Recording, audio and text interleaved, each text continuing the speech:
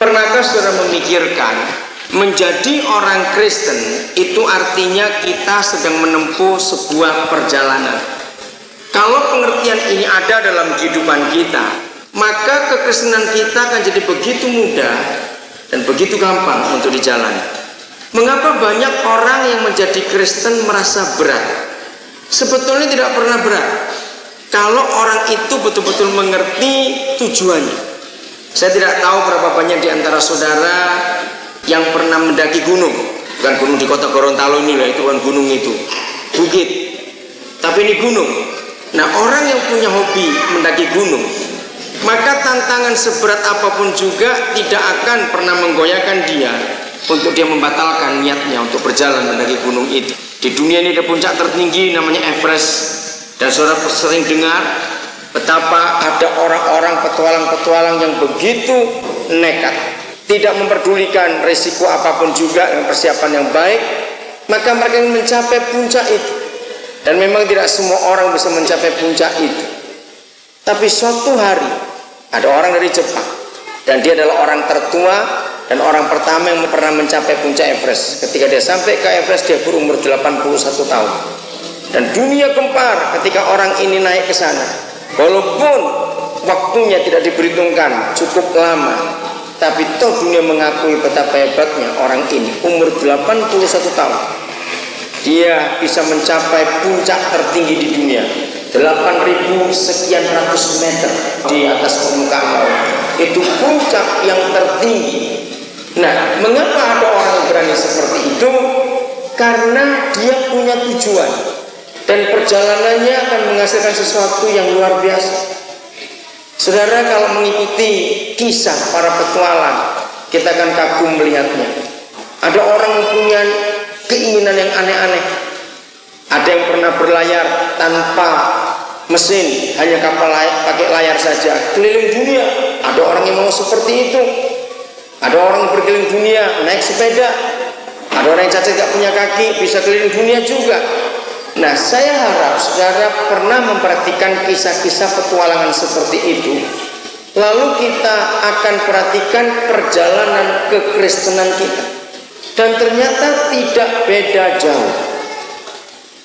Perjalanan hidup kita mengiring Tuhan Yesus itu tidak beda jauh seperti orang-orang yang berpetualang.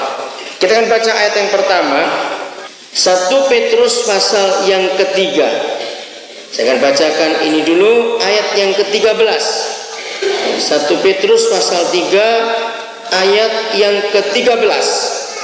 1 Petrus pasal yang ketiga ayat yang ke-13.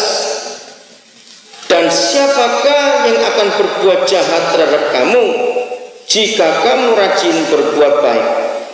Tetapi sekalipun kamu harus menderita juga karena kebenaran, kamu akan berbahagia.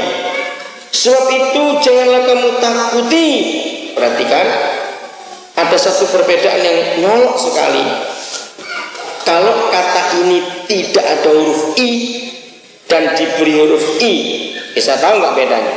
Ya, karena kamu, sebab itu janganlah kamu takuti, bukan kamu takut. Beda sekali. Apa yang mereka takuti, dan janganlah gentar. Ya, saya baca lagi.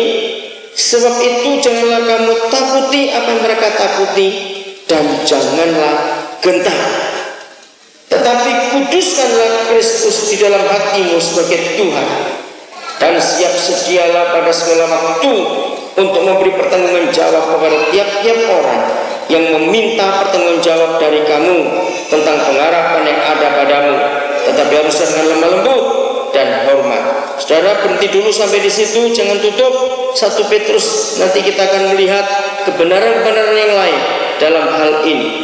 Saudara, orang yang berjalan, ya perhatikan, seringkali dia belum berjalan tapi sudah ditakut-takuti dulu.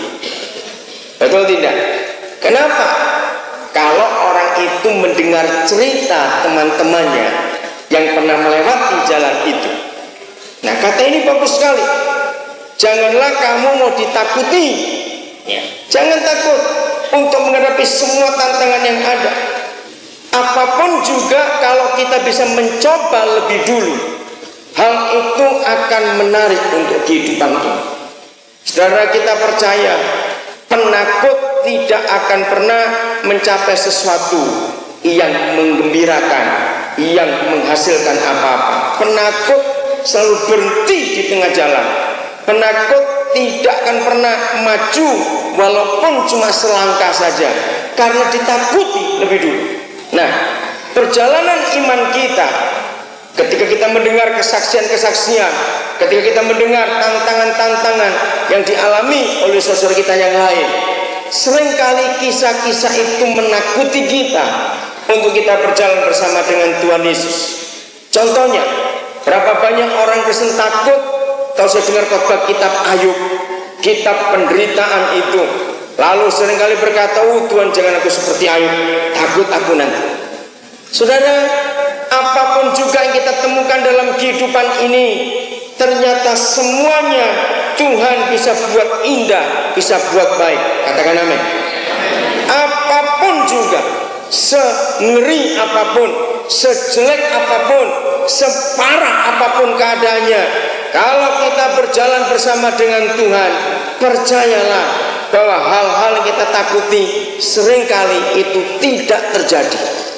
Kalau toh itu terjadi, perhatikan firman ini, dia memberi jaminan buat kita semuanya untuk kita mampu melampaui semua tantangan yang ada.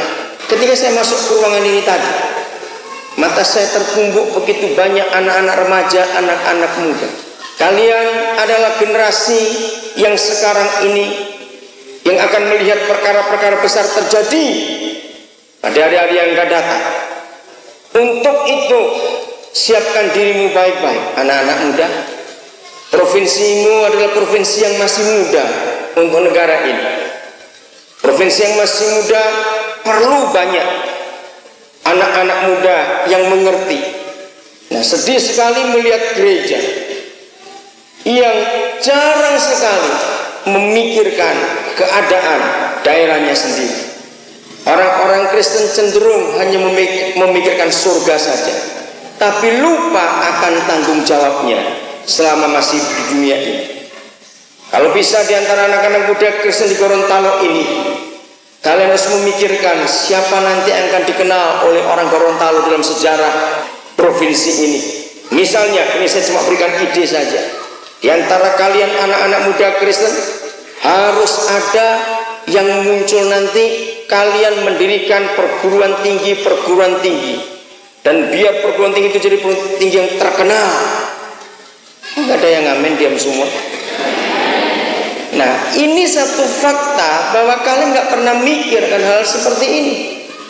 Ini provinsi yang masih muda, maka itu jangan sibuk pacaran dan teologi terus saja. Pikirkan yang konkret. Saya nggak setuju kalau ada gereja di Gorontalo buka sekolah Alkitab di sini. Untuk apa? Provinsi ini tidak butuh banyak pendeta. Maaf, jangan tersinggung para hamba Tuhan. Provinsi ini membutuhkan banyak orang-orang pintar dan pemikir-pemikir. Ke depan ini harus dibuat apa? Kalau orang Kristen sadar akan tugas, tanggung jawab dan panggilannya menjadi garam dan terang dunia, maka gereja tidak hanya mikir surga neraka saja. Gereja harus mikir apa yang terjadi. Saudara, ketika tadi pagi kami lewat di hotel baru yang dibangun, lalu Ibu Alfred memberitahu, kalian masih ingat bekas hotel ini? Kalau saya lihat rumah tua di sebelah kirinya, kiri. Saya masih ingat, tapi saya ragu-ragu. Ternyata betul, itu bekas rumah sakit misi, rumah sakit bersalin. Begitu rumah sakit itu sudah berubah jadi hotel besar, hati saya hancur. Siapa akan memikirkan pelayanan Yesus untuk menyembuhkan banyak orang di negeri ini? Kalau saudara sebagai orang Kristen tidak bisa melihat visi ke depan, bahwa hidup Kristen ini perjalanan. Saya akan potong dulu sebelum lebih jauh. Karena banyak orang Kristen yang tidak menyadari bahwa kita ini berjalan. Buktinya apa? Ya hal seperti ini tadi. Dengarkan baik-baik pendapat ini, dan biarlah kebenaran memerdekakan semua orang Kristen di Gorontalo hari ini dalam nama Yesus. Orang yang berjalan itu pasti memikir sebelum mencapai tujuan, dia sudah punya persiapan di perjalanan ini ada apa saja. Tapi orang yang tidak berjalan itu artinya orang yang menunggu. Betul? Orang yang menunggu. Maka orang yang menunggu itu tidak pernah punya ide apa-apa kecuali tunggu sampai waktunya, ya sudah, harus dia melangkah. Nah, mengapa kekristenan itu tidak pernah menghasilkan? Perhatikan ya, mengapa kekristenan tidak pernah menghasilkan hal-hal yang nyata, yang konkret untuk masyarakat ini? Karena orang Kristen itu mandek atau berhenti. Begitu dia percaya Tuhan Yesus, dia tidak mau berjalan, tapi duduk dia menunggu matinya kapan, baru ke surga. Ya atau tidak? Karena kalau orang Kristen itu berjalan, maka dia akan melihat dan menemukan hal-hal baru dalam hidupnya. Karena hampir 90% orang Kristen itu setelah percaya Yesus dia berhenti. Dia cuma tunggu hari Minggu ke gereja, hari Rabu nanti ibadah keluarga, hari Kamis nanti ada ibadah doa, nanti hari Selasa latihan musik, nanti hari apa lagi buat apa. Tidak pernah memikirkan apa yang harus dikerjakan untuk hidup ini dan buat orang-orang sekitarnya. Anak-anak muda, kalau saya hitung 90% lebih yang hadir saat ini adalah orang muda. Kalau rata-rata masih SMP, SMP. Kalau kau sudah selesai SMP pasti nggak akan di Gorontalo, karena nggak ada perguruan tinggi yang baik di sini. Kalau tidak ke Manado, ke Makassar atau ke Jawa. Kenapa kau nggak mikir dari sekarang ini walaupun kau masih SMP atau SMA? Pikirkan perguruan tinggi untuk generasi muda. Nah, Kristen yang berjalan pasti mikir, sebab perjalanan itu tidak akan berhenti tapi melangkah terus. Dan orang yang berjalan pasti melihat tempat yang baru. Dan orang yang berjalan kalau melihat tempat yang baru, dia pasti punya ide untuk apa di situ. Tapi orang yang diam nggak akan punya ide, kecuali makan berak tidur, makan berak tidur. Maaf saya berkata ya, kayak babi saja kayak begitu. Jangan tertawa enggak? Betul enggak? Enggak ada yang dipikirkan dalam hidupnya. Tunggu jam makan pagi dibangunin makan, tidur lagi. Lapar, tunggu jam makan siang dibangunin, tidur lagi setelah makan. Apa enggak babi? Betul kalau begitu. Lalu apa yang kau hasilkan dalam hidupmu? Terus terang hati saya hancur ketika lihat bekas rumah sakit bersalin milik misi menjadi hotel. Sudah berapa banyak tokoh-tokoh hebat yang dilahirkan di situ pada waktu itu. Karena dia adalah satu-satunya rumah sakit bersalin pada zaman itu di negeri ini. Seharusnya gereja mulai memikirkan itu. Maaf. Berapa banyak tadi siang waktu saya ketemu beberapa guru dari Maesa SMP 11 ini. Saya begitu salut. Sudah berapa banyak tokoh-tokoh orang-orang hebat yang pernah sekolah di sekolah sebelah kita ini. Lalu siapa yang memikirkan kelanjutannya? Coba saudara sadari akan hal ini. Apabila kita tidak mau berjalan dalam hidup Kristen kita dan kita tetap duduk saja, maka nggak akan ada hasil yang besar. Saya mau baca lagi ayat ini. Seringkali kita cuma ditakut-takuti saja. Ini penting sekali. Ayat 15. Maaf, ayat yang ke-14. Tetapi sekalipun kamu harus menderita juga karena kebenaran, kamu akan berbahagia. Saudara bisa berkata amin untuk ayat ini? Menderita karena kebenaran, hasilnya kebahagiaan. Ini luar biasa. Sebab itu janganlah kamu takuti apa yang mereka takuti, dan janganlah gentar. Anak-anak muda, perhatikan. Sejak saya masih SMP, ya perhatikan, sejak saya masih SMP, saya itu sudah sangat terobsesi dengan kata yang guru sejarah saya, namanya Pak Sujarwo, guru agama saya pada waktu itu di SMP. Kalau dia cerita soal sejarah, semua kami murid-murid bisa terbuka. Saudara, maka sejak SMP di otak saya, di benak saya sudah ada kata pembuat sejarah. Waktu saya sampai di SMA, sejarah dunia lebih banyak saya baca, maka muncul dalam bahasa Inggris history maker. Saudara, betapa luar biasanya kalau dalam hidup kita masing-masing adalah pembuat sejarah. Karena pembuat sejarah itu akan terkenang sepanjang masa. Dan apapun yang dia kerjakan, kalau disebut membuat sejarah, walaupun tentunya ada pembuat sejarah yang negatif, tapi itu jarang dibicarakan orang, maka pembuat sejarah rata-rata pasti yang positif. Maka sekalipun orang itu sudah mati lama, tapi apa yang dia buat dan itu akan tercatat dalam sejarah, maka orang akan tetap mengenang itu. Nah, sejak SMP itu sudah mengerasuki pikiran saya. Saudara, baru satu hari ketika saya sadar bahwa kami ini keluarga miskin. Saya masih ingat waktu saya kelas masih SD, saudara. Kami tinggal di desa, satu kota kecamatan di Kabupaten Jawa Timur. Tiba-tiba saya itu bisa minta les piano kepada orang tua saya. Mereka tertawa sambil mengejek, uang dari mana kamu mau les piano? Lalu mereka berkata betul juga, di desa ini nggak ada orang yang punya piano. Jadi mau les di mana kamu?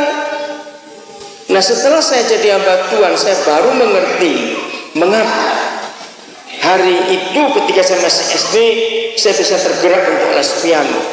Saudara, saya sadar itu dibutuhkan untuk pelayanan. Terus saya melangkah lagi sampai kira-kira antara tahun ketiga atau keempat setelah saya jadi hamba Tuhan. Saya sudah selesai SMU waktu itu, dan saya nggak bisa lanjut lagi karena orang tua nggak punya dana. Saudara, ketika saya sudah jadi hamba Tuhan, saya berkata begini, Tuhan, saya terus terang menyesal mengapa Tuhan lahirkan saya di keluarga miskin. Kalau keluarga saya mampu, saya bisa sekolah terus. Saudara, saya sudah jadi hamba Tuhan. Ketika saya mengungkapkan itu kepada Bapa di surga, saya begitu terkejut dapat jawaban yang menguatkan saya dan mendorong saya untuk terus maju sampai hari ini. Dia berkata begini, Daniel, kalau bukan kamu, maka keturunanmu. Kata itu cukup singkat dan sungguh menguatkan hati saya. Kalau bukan kamu, maka keturunan. Berjalannya waktu, saudara, ketika saya mulai pelayanan lebih banyak, lebih jauh, maka saya ketemu banyak gereja di banyak provinsi di Indonesia. Waktu saya belum keluar negeri, saya pertama kali keluar kita 81. Ternyata saya berkeputusan, saya takut menikah. Kenapa? Ketika saya keliling dalam pelayanan, saudara, saya belum pernah menemui istri gembala atau istri hamba Tuhan yang menunjang pelayanan suami. Hampir di semua gereja yang saya layani, selesai khotbah saya diundang makan, maka keluhan jemaat adalah, kalau om itu baik, tapi tante, nah itu membuat saya jadi takut kawin. Kalau saya salah pilih istri, ngeri sekali. Saudara, ketika saya ketemu begitu banyak anak-anak Tuhan yang praktek setelah soal Alkitab, betapa mereka mengeluh tentang istri gembala itu, makin takut kawin saya sudah. Saya berkata, Tuhan, lebih baik saya nggak kawin ya, daripada celaka nanti. Saya bilang bisa bangkrut surga kalau saya keliru pilih istri. Akhirnya saudara, karena sibuk pelayanan, saya sampai nggak mikir soal pernikahan. Terus berjalan. Nah, mulai Roh Kudus memberikan saya anak-anak. Karena saya teringat apa yang Tuhan nyatakan, kalau bukan kamu Daniel, maka keturunan. Nah, kan saya mikir, kalau saya nggak menikah kan nggak punya keturunan. Lalu siapa nanti yang harus saya asuh? Saudara, ada satu ayat dalam Perjanjian Lama yang sangat menakutkan. 2 Samuel 18 ayat 18. Ini nyimpang ya dari pembicaraan ini, tapi untuk melengkapi. 2 Samuel 18 ayat 18. Perhatikan ini. 2 Samuel 18 ayat 18, sangat gampang dihafal. Nah, saya waktu itu ketika sempat membaca ayat ini, Roh Kudus menguatkan saya luar biasa. Ada sebuah kisah yang sangat menyedihkan dalam hidup Absalom. 2 Samuel 18 ayat yang ke-18. Nah, sewaktu hidupnya Absalom telah mendirikan baginya sendiri tugu yang sekarang ada di lembah raja, dan ini ada sampai hari ini di lembah Kidron. Saudara yang pernah ke Israel akan tahu tugu itu masih ada sampai hari ini. Sebab katanya, aku tidak ada anak laki-laki untuk melanjutkan ingatan kepada namaku. Biasa bukan orang Asia ingin punya anak lagi supaya nama keluarga diteruskan.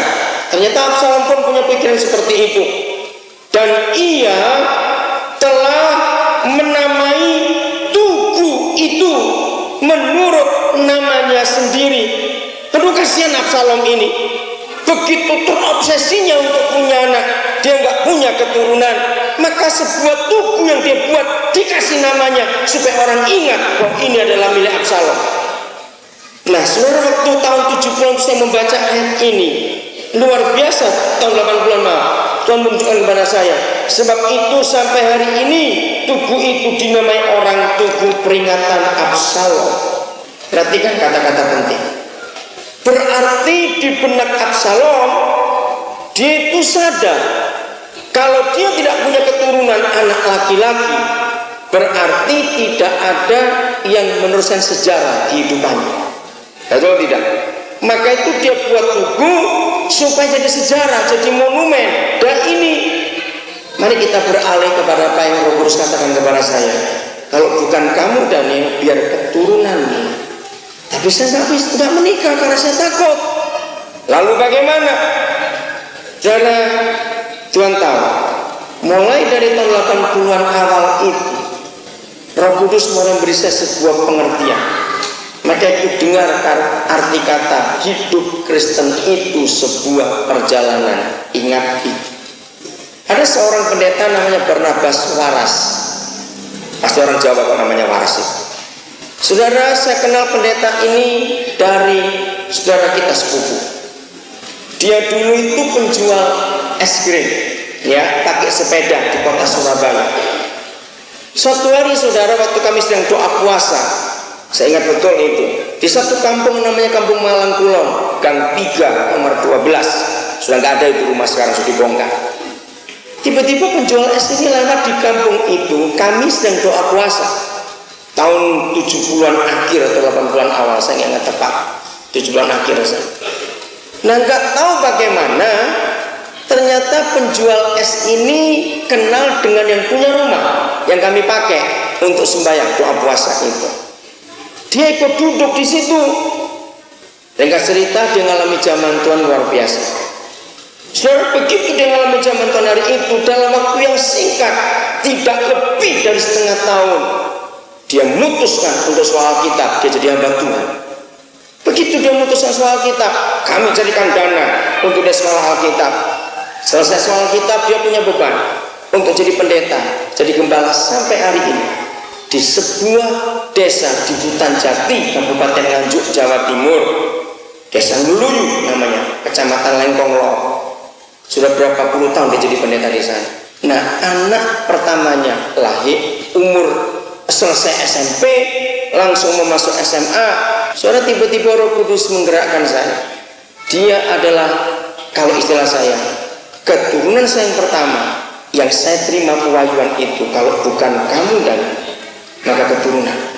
Maka dari anak pendeta Barnabas Waras ini, saya menyekolahkan anak pendeta, dan itu berlanjut sampai hari ini. Saya menyiapkan mereka untuk betul-betul mereka itu jadi pembuat sejarah. Saudara, dari anak yang pertama itu sampai hari ini saya nggak berani ngitung sudah berapa jumlahnya. Takut saya menghitungnya. Biar Tuhan yang tahu jumlah itu. Dan sebagian besar mereka, 80%, semua keturunan saya dalam arti rohani ini, saya arahkan mereka untuk jadi guru. Sebab guru adalah pelayanan Tuhan Yesus. Sampai kapanpun manusia tetap butuh sekolah, ya atau tidak? Maka kalau kita bisa cetak guru-guru, maka anak-anak kita akan jadi pembuat-pembuat sejarah. Maka guru-guru saya mulai cetak. Dari uang persembahan yang saya terima dalam pelayanan, saya nggak berikan apa-apa untuk diri saya sendiri. Apalagi waktu saya belum menikah, mau perlu apa? Cukup untuk saya sendiri, nggak perlu banyak-banyak. Semua kelebihan uang yang saya tidak pakai untuk diri saya sendiri, pasti untuk menyekolahkan anak-anak itu. Maka itu ketika beberapa waktu yang lalu La TV mewawancarai saya nggak tahu ditayangkan kapan itu. Saudara, maka mereka tahu bagaimana sekolah yang kami dirikan di Papua, itu sekolah gratis tanpa bayar. Lalu pewawancara bertanya begini, kami tidak bisa mengerti Pak Daniel, sekolah itu pendidikan kan butuh biaya mahal, betul. Lalu bagaimana Bapak bisa punya sekolah tanpa bayar, pakai asrama lagi begini-begini dan macam-macam. Maka saya katakan kepada dia, 80% yang jadi guru-guru itu adalah anak-anak kami, anak-anak saya. Mereka kaget, 80%. Karena jadi guru adalah anak-anak sendiri yang saya didik sejak mereka masih remaja. Saya berikan visi dalam hidup mereka. Dengan sendirinya saya tidak perlu memberi mereka gaji, karena mereka tahu perjuangan orang tuanya seperti apa untuk Papua itu. Wawancara itu sampai bengong melihat hal itu. Dan sampai hari ini saya masih menyekolahkan orang untuk jadi guru sampai hari ini. Maka dari anak-anak itu, kalau saya berkata ini mungkin saya adalah pendeta satu-satunya di Indonesia, mungkin saya berkata.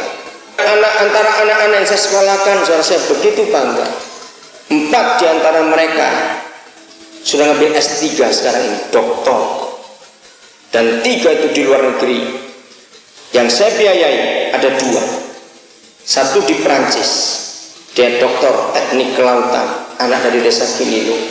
Yang satu sudah ngambil S3 untuk teknik sipil di TU Delft. Yang ketiga anak dari Tangerang, ngambil S3 mikrobiologi di Gießen, Jerman. Yang keempat anak dari Minasa, Ari Tungka, yang ngambil S3 arsitektur di ITS Surabaya. Semua dipersiapkan untuk memberkati bangsa ini. Dan saya tanamkan kepada anak-anak itu apa yang saya pernah terima dari Roh Kudus, kalau bukan apamu, kamu akan jadi pembuat sejarah di dunia. Dan mereka termotivasi untuk buat itu. Maka itu adik-adikku, anak-anak muda, anak-anakku, saya berkata, jangan di otakmu cuma pacaran melulu. Dengar baik-baik itu. Pacaran itu bisa dikerjakan kapan-kapan. Setuju? Belum lama saya baca koran, ada nenek umur 71 menikah dengan opak umur 80. Luar biasa. Dalamku, kenapa engkau tertawa? Apa berdosa menikah tua? Tidak. Lalu saya baca di koran itu, kenapa mereka kawin tua begitu? Ternyata kakek nenek ini ketemu di panti jompo. Nah, di situ saya belajar, ternyata pacaran tidak kenal umur, katakan amin.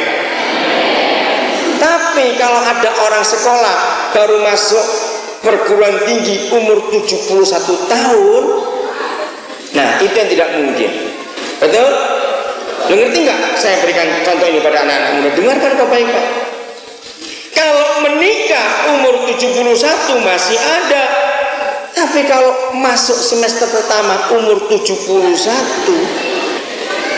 betul? Nah, jadi artinya apa kalau saya ngomong ini? Dengarkan baik-baik. Jadi keputusan harus kita ambil dari sekarang ini dengan memikirkan. Kalau sesuatu itu bisa dikerjakan kapan-kapan, ya kerjakan kapan-kapan, amin. Kalau sesuatu itu bisa dikerjakan saat ini saja, ya kerjakan saat ini.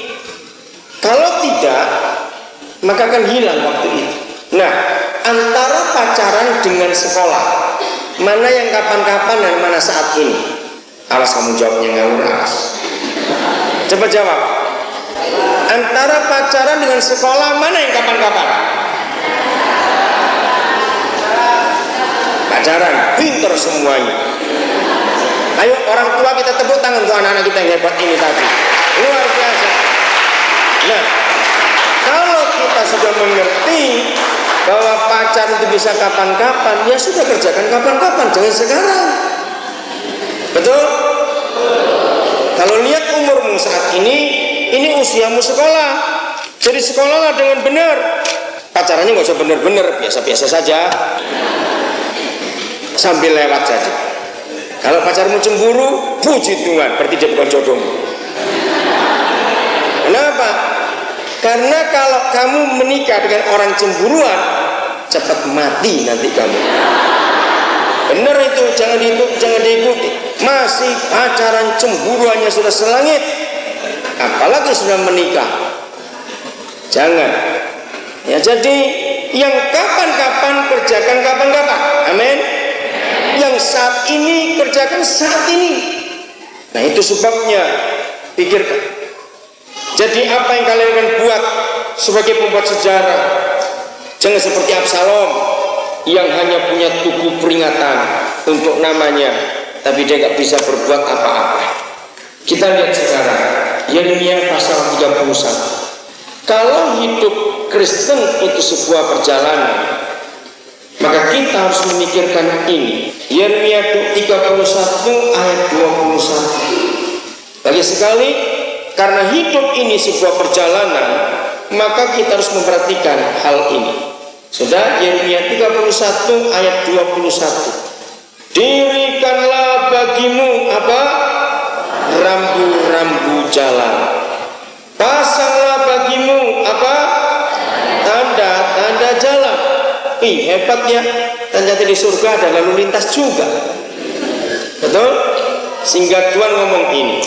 Perhatikanlah jalan raya baik-baik, yakni jalan yang telah kau tempuh. Kembalilah hai anak darah Israel, kembalilah ke kota-kotamu ini. Berapa lama lagi engkau bagaimana? Nah, kalau mundur maju nyampe enggak? Coba jawab. Kalau orang jalan mundur maju nyampe tidak? Ini orang ayang namanya. Nah, saudara, kalau kekristenan kita tidak pernah nampak kemajuannya, ingat tadi itu, karena kita sedang berhenti atau mandek dalam perjalanan iman kita. Orang yang berjalan itu, saudara, hasilnya itu cuma satu yang paling umum dilihat, yaitu bergairah. Saya ulangi lagi, orang yang berjalan itu hasil yang sementara kelihatan jelas, itu bergairah. Kenapa? Karena orang yang berjalan itu, apalagi perjalanan iman kita, adalah perjalanan yang kita belum pernah lewati.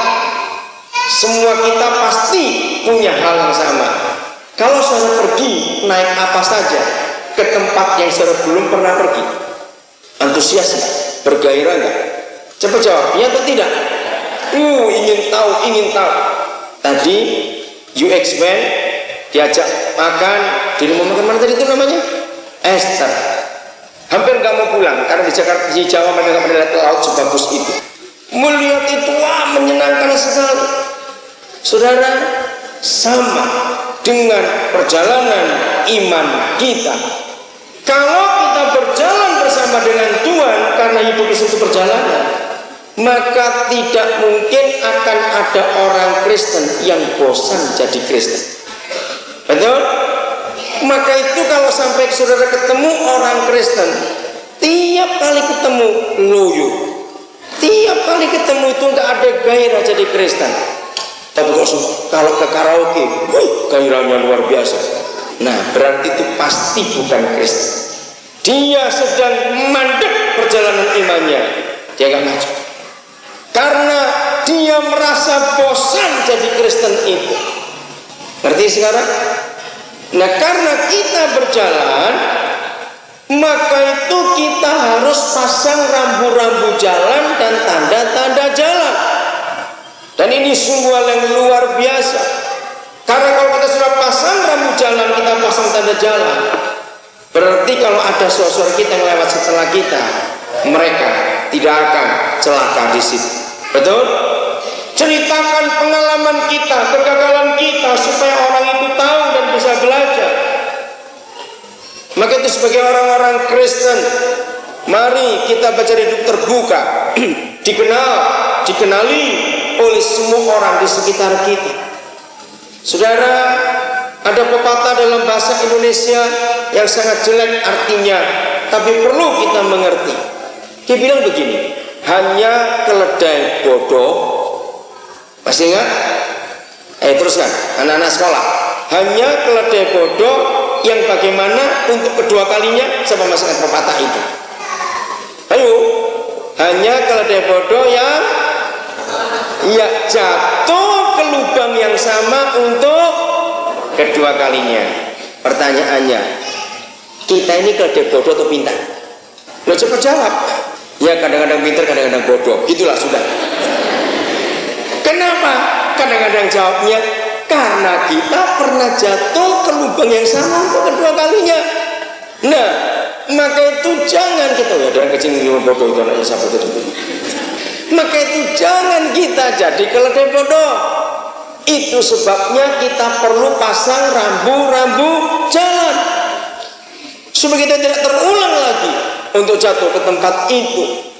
Saudara, karena ini perjalanan dalam hidup kita, maka itu teliti baik-baik sampai awal Juni 2004. Hitung dari mulai Januari 2004, 5 bulan 1 minggu dari hari ini, sudah terjadi apa saja dalam kehidupan kita, gagal maupun berhasil, semuanya harus kita perhatikan baik-baik.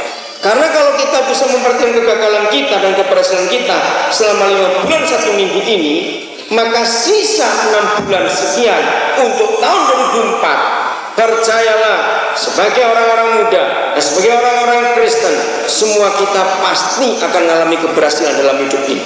Betul? Karena 5 bulan 1 minggu yang kita lewati ini, sudah banyak kejadian, sudah banyak peristiwa yang terjadi dalam kehidupan kita. Maka kalau kita mau meneliti betul-betul apa yang gagal, apa yang salah, apa yang bisa saya berhasil, kenapa saya bisa beruntung seperti ini, maka kita akan perhatikan semuanya. Maka perjalanan iman kita akan jadi perjalanan yang sangat menarik. Amin. Anak-anak muda, perhatikan ini. Memang kita sedih melihat sistem pendidikan di Indonesia, sangat sedih. Tapi jangan takut, Tuhan pasti akan menolong kita semua. Maka itu diperlukan pembuat sejarah sekarang ini dengan memperhatikan secara serius perjalanan iman kita. Bagaimana supaya kita jangan sampai gagal lagi. Nah, Tuhan Yesus punya cara dalam perjalanan iman kita. Mari kita lihat 2 ayat di Perjanjian Baru sekarang. Yang pertama, Wahyu pasal yang kedua. Wahyu pasal 2. Ini kunci yang kita akan pegang dalam perjalanan iman kita. Wahyu pasal yang kedua. Ayat yang ke-5. Sebab itu ingatlah betapa dalamnya engkau telah jatuh, bertobatlah dan lakukanlah lagi apa yang semula engkau lakukan. Ini saya mau tekankan, lakukanlah lagi apa yang semula engkau lakukan. Maksudnya sebelum engkau jatuh, itu maksud ayat ini. Lakukan lagi yang semula engkau lakukan sebelum engkau jatuh. Jika tidak demikian, aku akan datang kepadamu dan aku akan mengambil kegidianmu dari tempatnya jikalau engkau tidak bertobat.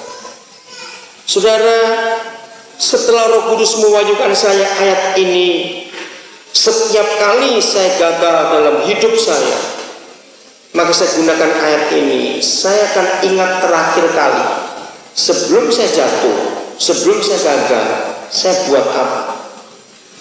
Perhatikan, karena sebelum kita gagal atau sebelum kita jatuh, berarti kita sedang berhasil atau tidak?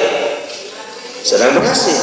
Nah, yang terakhir itu sebelum kita jatuh, kita suruh kembali ke situ lagi. Roh Kudus memberikan saya contoh. Maka itu berjalan bersama Roh Kudus itu indah sekali. Setiap kali Roh Kudus mengajak saudara dengan sebuah contoh, jangan ragu-ragu tanya, Tuhan firman-Nya di mana? Di ayat mana? Pasti Dia akan tunjukkan kepada kita. Nah, saya tanya juga, apa? Di mana ayatnya? Contohnya itu yang mana? Bahwa apa-apa dimulai lagi setelah kami gagal, dari yang terakhir kami berhasil. Apa itu? Dia berikan contoh. Mari kita lihat Kejadian 12. Kejadian pasal 12. Masih ingatnya? Lakukanlah lagi yang semula kamu lakukan, ada sebelum kita jatuh. Kejadian pasal 12. Saya akan baca mulai ayat yang keempat. Kejadian 12 ayat yang keempat. Perhatikan. Lalu pergilah Abram seperti yang difirmankan Yahweh kepadanya. Nah, karena Abram adalah nenek moyang kita, dan dia berjalan, Abraham tidak pernah mandek dalam hidupnya, nggak pernah berhenti berjalan terus, maka dia adalah contoh kita. Seulangi, lalu pergilah Abram seperti yang difirmankan Yahweh kepadanya, dan Lot pun ikut bersama-sama dengan dia. Abram berumur 75 tahun ketika ia berangkat dari Haran. Jadi imannya dimulai ketika dia umur 75. Abram membawa Sarai istrinya dan Lot anak saudaranya, dan segala harta benda yang didapat mereka dan orang-orang yang diperoleh mereka di Haran. Mereka berangkat mengadakan perjalanan sama ke tanah Kanaan. Lalu sampai di situ Abram berjalan melalui negeri itu sampai ke suatu tempat dekat Sikem, yakni Pontar Banten di More. Waktu itu orang Kanaan diam di negeri itu. Ketika itu Yahweh menampakkan diri kepada Abram dan berfirman, Aku akan memberikan negeri ini kepada keturunanmu. Maka didirikannya di situ mezbah bagi Yahweh yang telah menampakkan diri kepadanya. Kemudian ia pindah dari situ ke pegunungan di sebelah timur Betel. Ia memasang kemahnya dengan Betel di sebelah barat dan Ai di sebelah timur. Lalu ia mendirikan di situ mezbah bagi Yahweh dan memanggil nama Yahweh. Saudara berhenti dulu sampai ayat ini, jangan tutup Kejadian 12. Walaupun cuma 2 kali disebut, setiap kali Abram sampai ke tempat yang baru, maka dia selalu buat hal yang sama. Orang-orang Kristen, adik-adikku, anak-anak muda, ini penting dalam hidupmu. Setiap kali kalian sampai ke suatu fase yang baru dalam perjalanan imanmu, orang-orang tua perhatikan juga, dalam bisnis, dalam pekerjaan, dalam pindah tempat, dalam perjalanan, pokoknya sampai tempat yang baru, jangan lupa dirikan mezbah bagi Tuhan. Adakan syukur, buat korban di situ, entah berupa persembahan apa, kerjakan itu. Dan ini dibuat oleh Abram dalam hidupnya. Saudara, karena kita perjalanan iman, maka banyak fase yang kita lewati bukan dalam hidup ini. Apa saja yang enak maupun tidak enak, kerjakan. Tapi ketika setelah sekian lama Abram berjalan, dia gagal. Lihat ayat yang ke-9. Sesudah itu Abram berangkat dan makin jauh ia berjalan ke tanah Negeb. Makin jauh perjalanan. Ayat 10. Ketika kelaparan timbul di negeri itu, pergilah Abram ke Mesir untuk tinggal di situ sebagai orang asing, sebab hebat kelaparan di negeri itu. Dan pada waktu itu ia akan masuk ke Mesir. Berkatalah ia kepada Sarah istrinya, memang aku tahu bahwa engkau adalah seorang perempuan yang cantik parasnya. Apabila orang Mesir melihat engkau, mereka akan berkata, itu istrinya, jadi mereka akan membunuh aku dan membiarkan engkau hidup. Katakanlah bahwa engkau adikku, supaya aku diperlakukan mereka dengan baik karena engkau, dan aku dibiarkan hidup oleh karena engkau, dan seterusnya. Saudara, masih lihat kisah selanjutnya, saya nggak usah baca karena waktunya. Tuhan marah nggak kepada Abram hari itu? Karena dia bohong. Akhirnya Sarai diambil oleh Firaun. Dia kebingungan. Tapi Tuhan sayang keluarga ini luar biasa. Nah, saya mau tanya kepada saudara, Dari pembacaan ayat-ayat di atasnya sampai dia di tanah Negev, cepat lihat sepintas apa yang Abraham tidak lakukan. Ayo cepat, apa yang tidak dilakukan Abraham sampai tempat itu? Tidak mendirikan mezbah. Karena apa? Karena ada kelaparan di negeri itu. Bulan Juni-Juli sudah 20 tahun lebih dalam hidup saya dan istri saya, maka itu nggak bisa ikut karena sibuk di Nabire. Juni, Juli, Agustus adalah bulan yang paling sibuk dalam hidup saya. Tahun ajaran baru. Hari-hari ini terus SMS masuk. Untung ada SMS sehingga saya nggak repot-repot. Dari Timika kan ada anak yang saya berangkatkan ke Jogja. Dari Nabire ada yang ke Jakarta.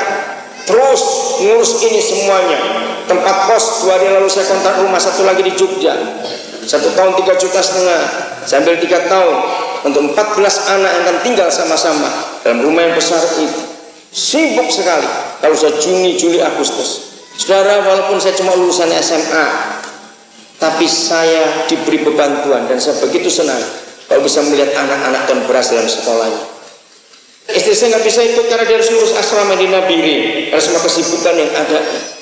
Nah, saya senang hidup mengatur perjalanan hidup orang. Ini di Surabaya sudah berangkat tim lagi nanti. Persiapan tiket kapal yang ada di sana, persiapan tiket pesawat semuanya itu. Ini paling sibuk ngatur guru yang sudah lulus, tempatkan di mana nanti ini.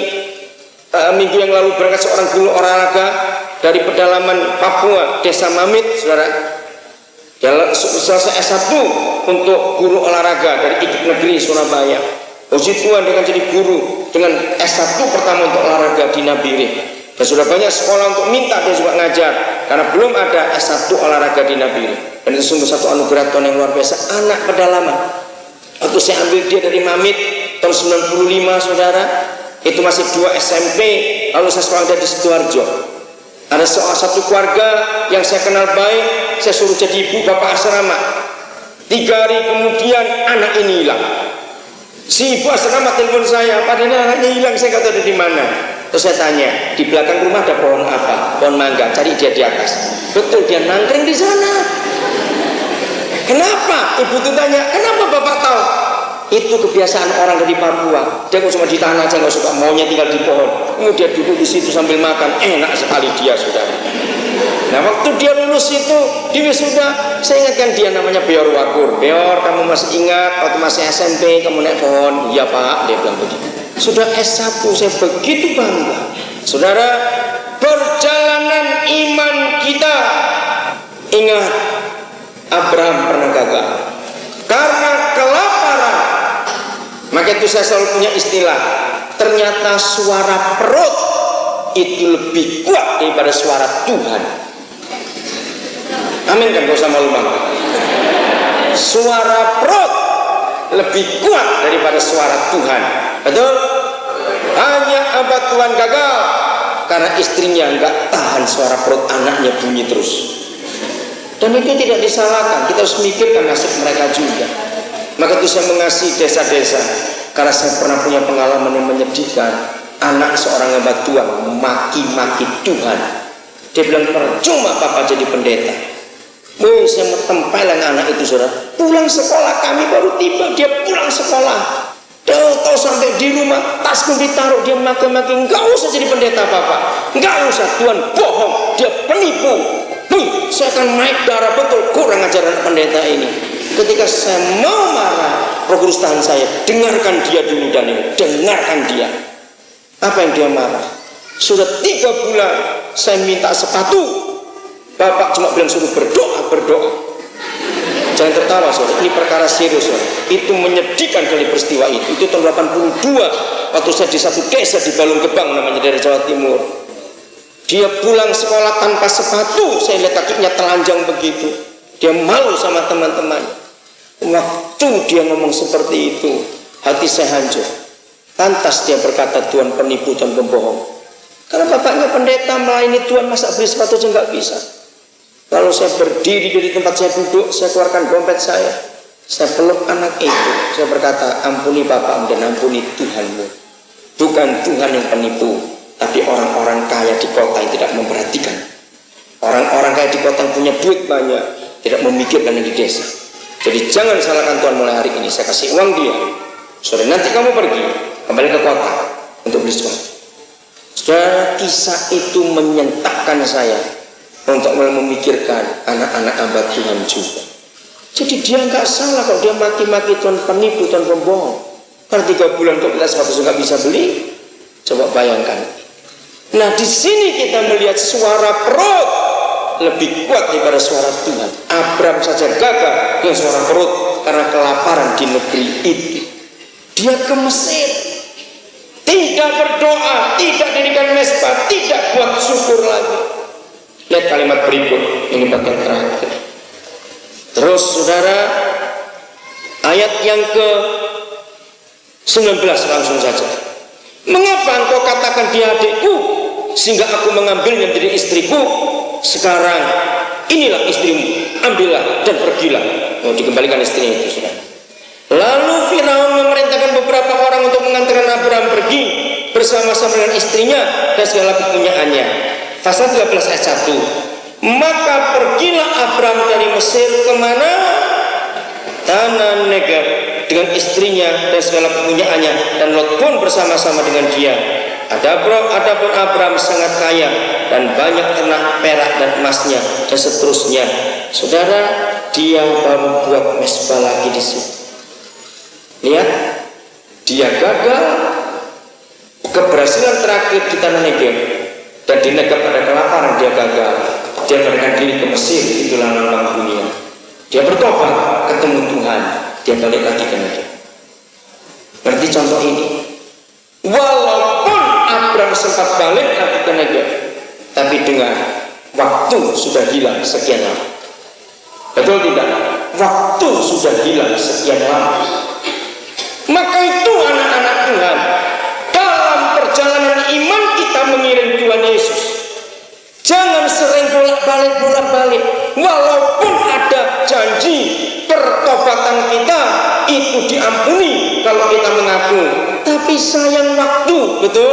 Sayang waktu. Ya atau tidak? Lebih baik kita jalan terus tanpa salah. Pokoknya tiap kali ada fase baru dalam kehidupan, berikan syukur di situ. Jangan diam-diam saja. Menyatakan sebuah korban bakaran di mesbah yang Tuhan berikan kepada kita. Karena dengan korban syukur itu, maka kita akan diberkati betul-betul oleh Tuhan. Coba kita teliti hidup kita sekarang. Kalian umur berapa? 1 SMP? 2 SMP? 3 SMP? 1 SMA? Sudah mahasiswa? Sudah selesai kuliah? Sudah kerja? Sudah punya anak? Umur berapa sekarang? Hitung semua. Apa yang kita sudah hasilkan dan sudah capai sampai umur kita seperti ini. Satu hari Roh Kudus pernah mengajar saya tentang Mazmur 92 ayat 12. Ajari kami menghitung hari-hari kami. Dia berkata gini, Daniel, waktu saya umur 34 sudah.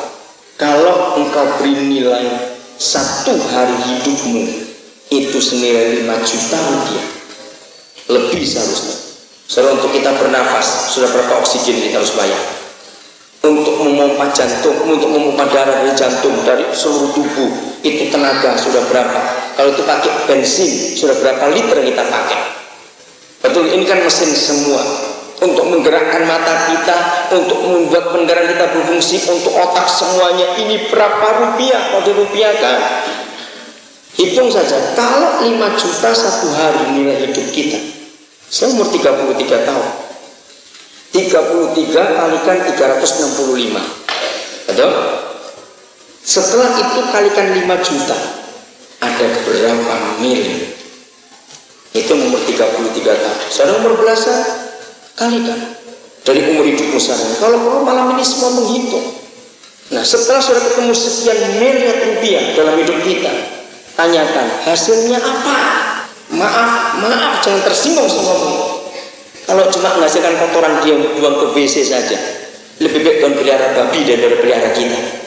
Babi masih bisa dijual, dagingnya laku berapa 1 kilo. Nah, daging kita laku berapa dijual kiloan? Betul, nggak ada yang mau beli. Maka itu sadari anak-anak Tuhan, apa yang kau hasilkan sampai umur sekarang ini. Hidup ini sebuah perjalanan. Apa yang kita capai?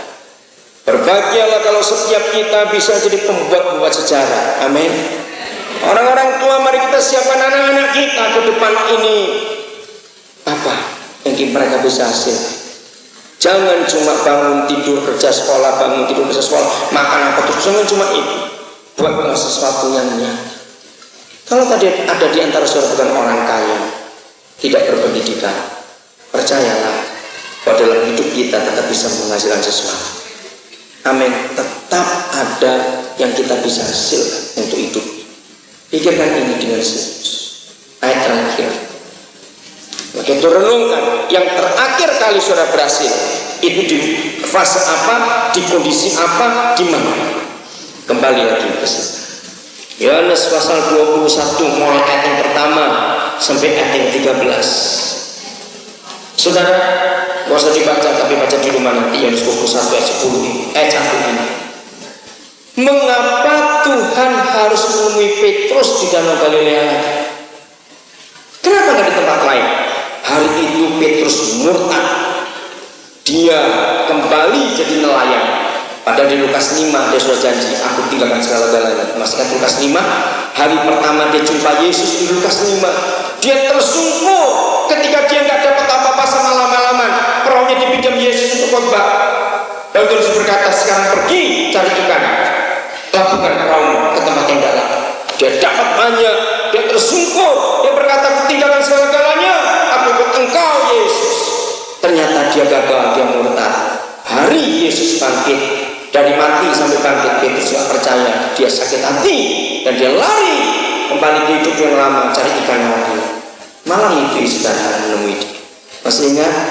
Petrus terjun ke danau dan dia berenang, dia tersungkur lagi di bawah kaki Yesus. Berarti Petrus kembali ke tempat dia jatuh, tempat dia berhasil di Galilea.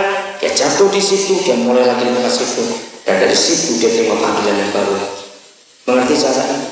Anak-anak muda, hamba-hamba Tuhan, orang-orang tua, kapan kita gagal? Yang terakhir, ya kita belum mulai lagi yang baru. Hari ini ada kesempatan dari Yesus. Amin. Baru hidup. Mari kita mengambil hidup.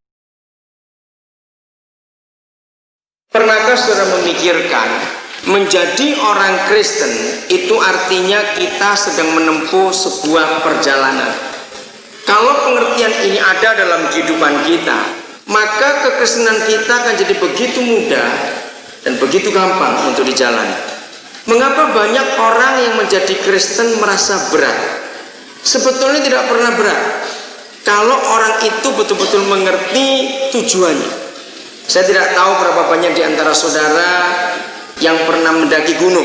Bukan gunung di kota Gorontalo ini lah, itu bukan gunung itu, bukit. Tapi ini gunung.